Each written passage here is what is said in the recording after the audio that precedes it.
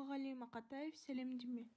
Менен сәлем айтқайсың сұрағанға, сұрағайсың үй іші аман ба.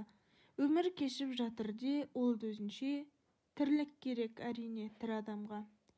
Дегейсің болмашыға қамығып жүр, болмаса барлығы да табылып жүр. Құлын тайдай тең өскен құрбыларың, дегейсің сағынып жүр, сағынып жүр. Айтқайсың жағдайымды өзің көрген, аман де тек әзірге көз ілгеннен.